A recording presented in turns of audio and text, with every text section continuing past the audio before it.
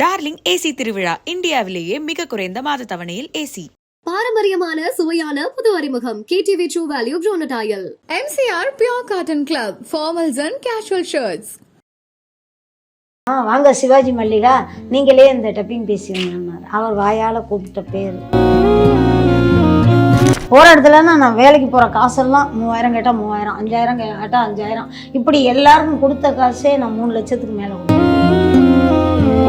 எல்லா வகையான கீரையும் பிடிங்கிட்டு வந்து ஒரு நேரம் சாப்பாடு இல்லாமல் எங்களுக்கு அந்த கீரையை உப்பு போட்டு வேக வச்சு எங்களுக்கு கட்டின புருஷனையும் வீட்டை விட்டு வெளியில் போங்க, மாமனார் மாமியார் கொடுமை, அம்மா இல்லை அப்பா இல்லை, அம்மா இறந்துட்டாங்க, அந்த கவலையிலே பார்க்கும்போது அந்த படம் இந்த படம் எல்லா படமும் நடிக்கிறீங்களக்கா, நீங்கள் என்ன நடந்து வரிய, காரில் வரக்கூடாதா, இதெல்லாம்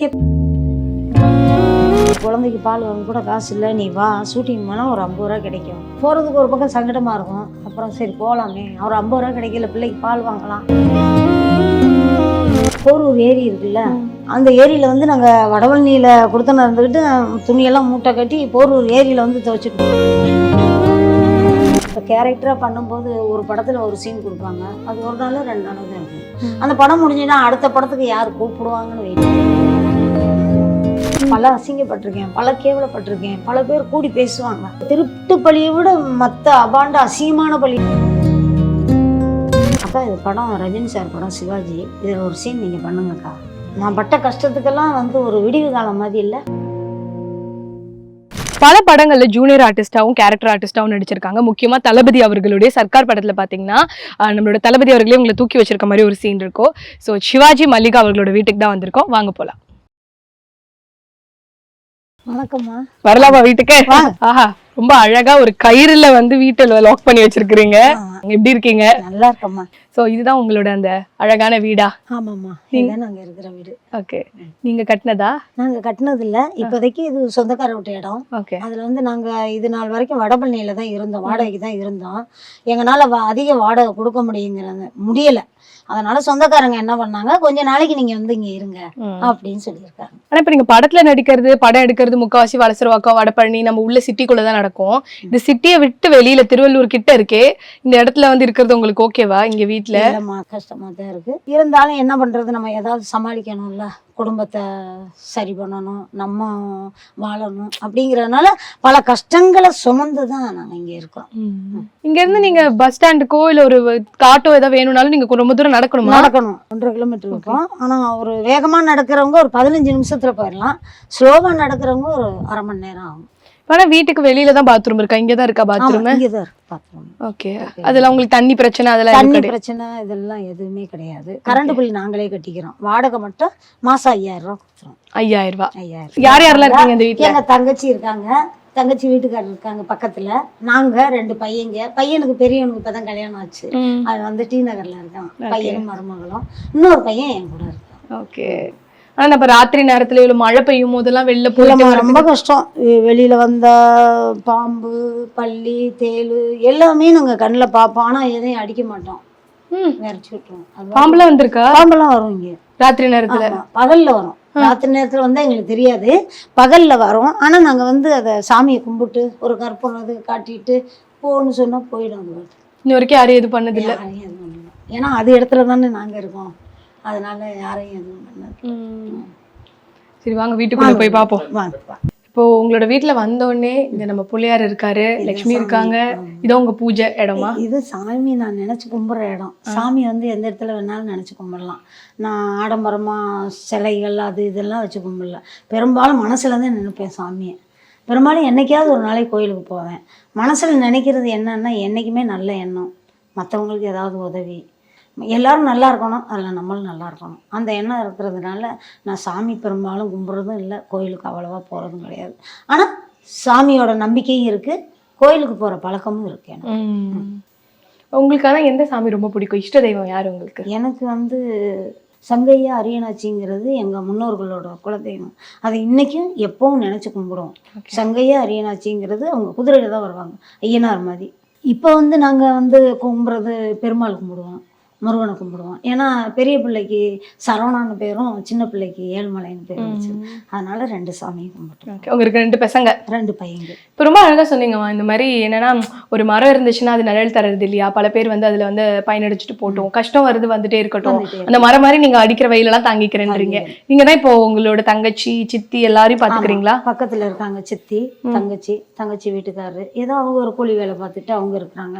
நாங்கள் வாட்டுக்கு பையன் இப்போ தான் கல்யாணம் ஆனோம். அந்த போட்டோவில் இருக்கிறதான் பையனும் மருமகளும். நீங்கள் தான் கல்யாணம் பண்ணி வச்சீங்க? நான் தான் கல்யாணம் பண்ணி வச்சேன். அது கல்யாணமும் லேட்டு கல்யாணம்.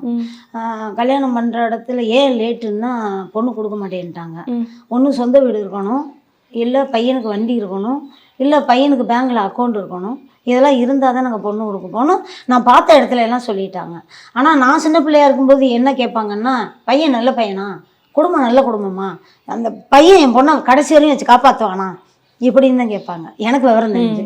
ஆனால் இப்போ இப்படி கேட்குறாங்க. அதனால எனக்கு ரொம்ப வெறுத்து போய் புரோக்கர்கிட்ட போனால் எங்கே பார்த்தாலும் காசு கொடுன்னு கேட்பாங்க. போகிற இடத்துலன்னா நான் வேலைக்கு போகிற காசெல்லாம் 3000 கேட்டால் 3000, 5000 கேட்டால் 5000, இப்படி எல்லாருக்கும் கொடுத்த காசே நான் 3 லட்சத்துக்கு மேலே கொடுத்துருக்கேன். ஆனால் ஒருத்தவங்க கூட எனக்கு பொண்ணு பார்க்கல. ஒரு தெரிஞ்ச ஆர்டிஸ்ட் வீட்டுக்கு போயிருந்தேன். நான் போயிருக்கும்போது அவங்க என்ன பண்ணாங்க, ஒரு ட்ரெஸ்ஸை கொடுத்து இதை டைலர் கடையில் ஆல்ட்ரேஷன் பண்ணிட்டு வாங்கினாங்க. அவங்க மூலியமாக அந்த கடைக்கு போனேன். அந்த கடைக்கார்ட்ட சொல்லி வச்சேன், பொண்ணு இருந்தாங்க சொல்லுங்க. அவர் தெரிஞ்சவங்கள்ட்ட சொல்லி ஒரு பொண்ணு கிறிஸ்டின் மதத்தில் வந்துச்சு. என்னை கேட்டாங்க, நாங்கள் கிறிஸ்டினாக இருக்கோமே, நீங்கள் எடுத்துக்கிறீங்களான்னு. நாங்கள் தாராளமாக எடுத்துக்கிறோம்.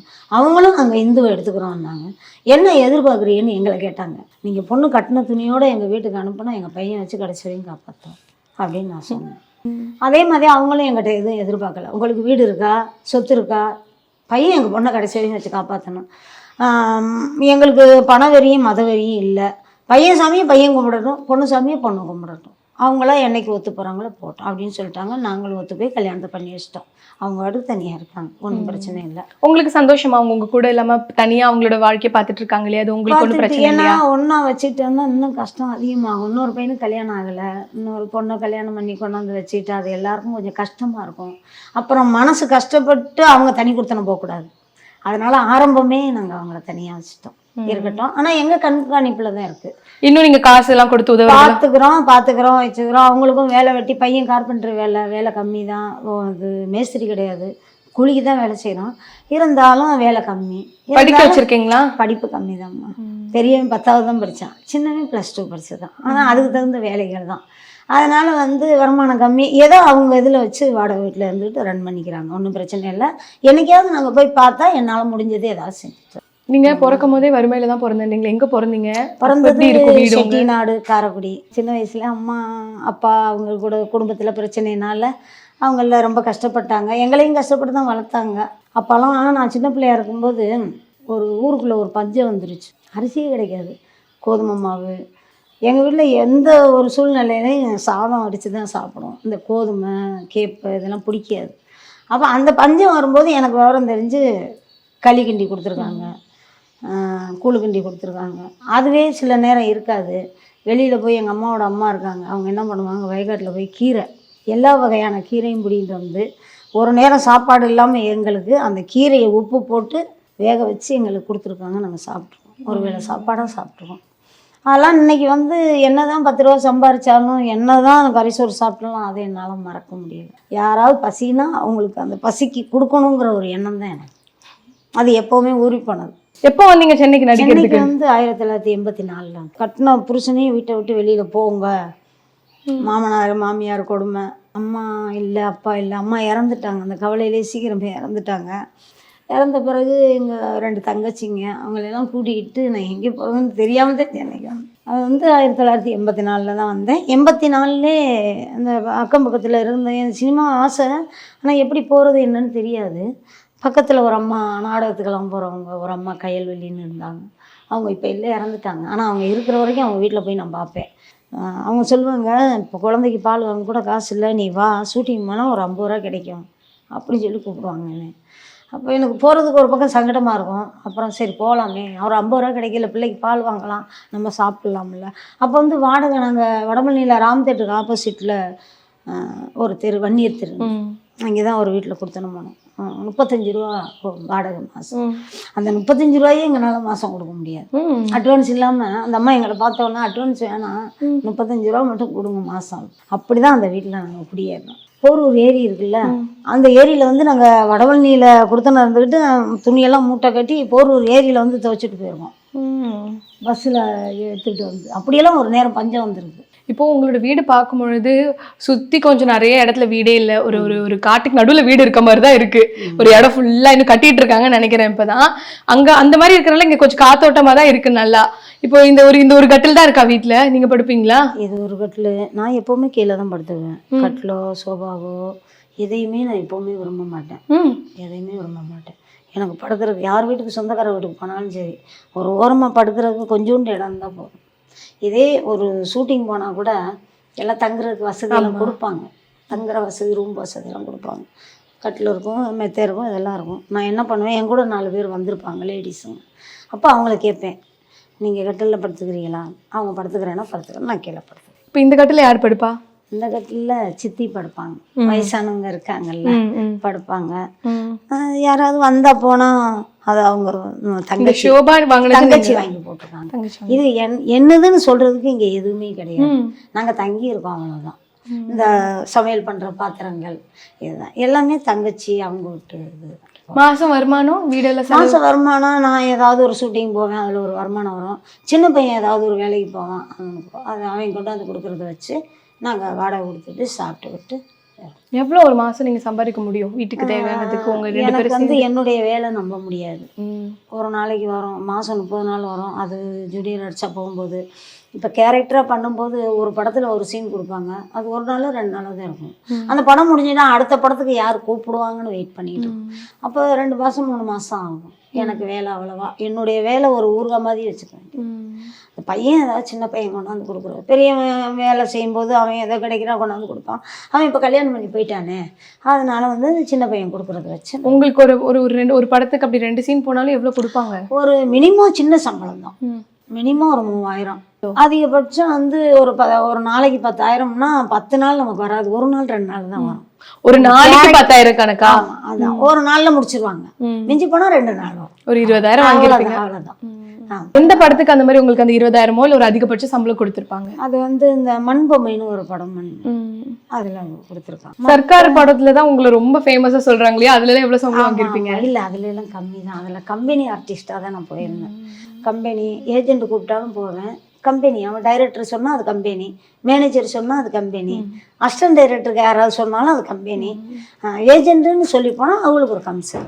நான் இப்போ 5000 ரூபா வாங்கினாலும் அவங்களுக்கு ஒரு 1000 ரூபா கொடுப்பேன். இப்போ நிறைய படத்தில் உங்களை பார்த்துருக்கோம், அஜித் சார் படத்தில், தளபதி அவர்களோட படத்தில், இந்த மாதிரி விஜயகாந்த் அவர்கள் படம், இப்படி பெரிய பெரிய ஆர்டிஸ்ட் படத்தில் நடிக்கும் போது எல்லாமே கண்டிப்பாக உங்களை பார்க்கும்போது நினைப்பாங்கல்ல, இப்போ நல்லா சம்பாதிக்குவாங்க இவங்க, இந்த படத்துலலாம் வராங்க. எல்லாருமே இப்போ ஊருக்குள்ளே பார்க்கும்போது அந்த படம் இந்த படம் எல்லா படமும் நடிக்கிறீங்களக்கா, நீங்கள் என்ன நடந்து வரீங்க, காரில் வரக்கூடாதா, இதெல்லாம் கேட்பாங்க. எல்லாமே ரோட்டில் போகும்போது பஸ்ஸில் போகும்போது கேட்பாங்க.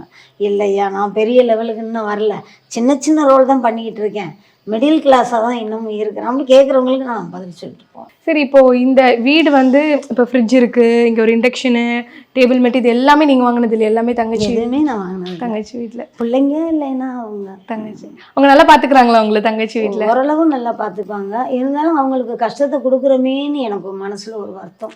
ஆனால் நீங்கள் தானே அவங்கள இப்போ சென்னை கூட்டு வந்து பார்த்துக்கிட்டீங்க? ஆமாம், நான் தான் கூப்பிட்டு வந்தேன். 2 தங்கச்சியும் கல்யாணம் பண்ணி கொடுத்துட்டேன். இன்னொரு தங்கச்சி போரூரில் இருக்காங்க. ஒரு தங்கச்சி 2 தங்கச்சிக்கு நீங்கள் கல்யாணம் பண்ணி கொடுத்தீங்களா? பண்ணி போயிட்டாங்க. ஒரு தங்கச்சி இங்கே இருக்காங்க, ஒரு தங்கச்சி அங்கே இருக்காங்க. சித்தி மட்டும் எங்கள் கூடவே இருக்காங்க. அப்போ பாருங்க, அன்னைக்கு சென்னைக்கு வரும்போதே ஒரு சிங்க பெண்ணா குடும்பத்தில் இருக்க எல்லா பிள்ளைங்களையும் பெண்களையும் கூப்பிட்டுட்டு வந்து இவ்வளோ நாள் நீங்கள் பார்த்துக்கிறீங்க. என் கூடவே வச்சிருந்து. சென்னை அப்போலாம் பயப்படுவாங்க, ஐயோ இவ்வளவு இன்னும் தைரியத்தில் வரலீங்கல்ல சென்னைக்கு? ஆமாம், சென்னை தான் எனக்கு சொன்னது, நினப்பு வந்தது சென்னை தான். ஆனால் எங்கள் வீட்டில் சண்டை போட்டு என்னை வெளியில் போகணும் சொல்லாமல் இருந்திருந்தாங்க, நான் வந்திருக்க மாட்டேன். நான் குடும்பமே கெதின்னு தான் இருந்திருப்பேன். அவங்களே வந்து கழுத்தை பிடிச்சி வெளில தள்ளிட்டாங்க. அந்த மாதிரி கட்டத்துக்கு தான் நான் சென்னைக்கே வந்தேன். இல்லைன்னா சென்னைக்கு வந்திருக்கவே மாட்டேன், நம்ம குடும்பமே போதுமே. அதுக்கப்புறம் அவர் நீங்கள் பார்க்கவே இல்லை? அவரும் அதுக்கப்புறம் வந்து ரொம்ப வருஷங்கள் சென்று வந்து கூப்பிட்டாங்க, மனசு ஏற்றுக்கல. வயிற்றுல குழந்தையோட அப்படி கையில ஒரு குழந்தைய தூக்கிக்கிட்டு நீங்க வந்துட்டோம். பிள்ளைங்களும் வளர்ந்துட்டாங்க. ஒரு மனசு இறங்கி வந்து வாமா போகாத பிள்ளை கூப்பிடலையா? பல வருஷங்கள் சென்று வந்து கூப்பிட்டாங்க. ரொம்ப பேருக்கு என்னுடைய வாழ்க்கை பிரச்சனையை நான் சொல்ல மாட்டேன், சொன்னா என்ன பண்ண போறாங்க? ஒன்றும் பண்ண முடியாது. ஏன்னா வேலை கொடுப்பாங்க, கஷ்டப்படுறாங்கன்னு வேலை கொடுப்பாங்க. என்னைக்காவது ஒரு நாளைக்கு சில கம்பெனிகளுக்கு போகும்போது டைரக்டராக இருக்கட்டும், ஹீரோக்களாக இருக்கட்டும், ஒரு கஷ்டம் அறிஞ்சு ஒரு தீபாவளி பொங்கல் நான் தாங்க ஒரு 5000 10,000 வச்சுக்கோங்கன்னு நிறைய பேர் கொடுத்துருக்குறாங்க அந்த காலகட்டத்தில் பிஸியாக இருக்கிறபோது. இப்போ ஒரு 10 வருஷமாக வேலையும் கம்மி, வருமானமும் கம்மி, அதனால் கிடைக்கிறத வச்சு குடும்பத்தை ஓட்டிக்கிட்டு இருக்கோம். அப்பா அம்மா பார்த்து கல்யாணம் பண்ணி வச்சாங்களா உங்களுக்கு? ஆமாம், ஊர்லேயே கல்யாணம். எங்கள் அம்மா பார்த்து கல்யாணம் பண்ணார். வச்சது. பிள்ளைங்களும் வந்து ஒரு வயிற்றுல ஒரு குழந்தையோட கையில் ஒரு பையனோட இருக்கிறீங்க. அந்த நேரத்தில் எவ்வளோ கஷ்டமாக இருந்திருக்குள்ள குடும்பத்தையும். ரொம்ப கஷ்டம்.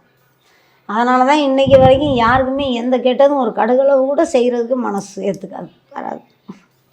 உண்மையாவே நீங்க கிரேட் தான். தேங்க்யூ. எவ்வளோ பெரிய விஷயம் இல்லை? தேங்க்யூ. எனக்கே அழுக வருது உங்களுக்கு.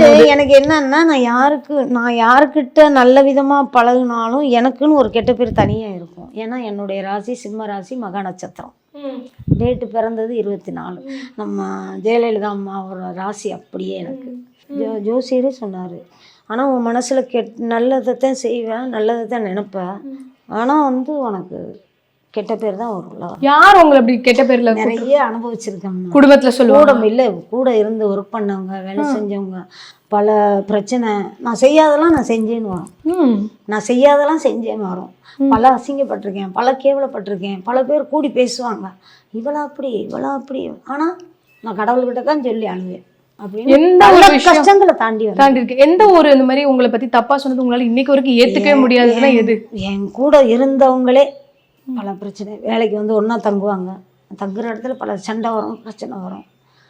அவாண்டமா எடுக்காத பொருளை எடுத்தேன்பாங்க, சொல்லாத சொன்னேன். திருட்டு பழியெல்லாம் போட்டிருக்காங்க, எல்லாரும் போட்டிருக்காங்க. எல்லா பிரச்சனையும் தாண்டி தான் நான் வந்திருக்கேன். திருட்டு பழியெல்லாம் போடும்போது ரொம்ப கொடுமையா இருக்கும். கொடுமையா இருக்கும்.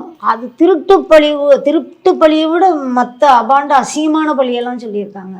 அதெல்லாம் நான் வந்து தாங்கிட்டு கடவுளை கும்பிட்டு, ஏன்னா ஜோசியர் சொன்னது எனக்கு, நீ எதை பற்றியும் கவலைப்படாத, பேசுகிறவங்க பேசிட்டு போட்டோம், நீ திட்ட திண்டுக்கல்லாம் இருப்ப, வைய வைரக்கல்லாம் இருப்ப அப்படின்னு ஜோசியர் சொன்னது.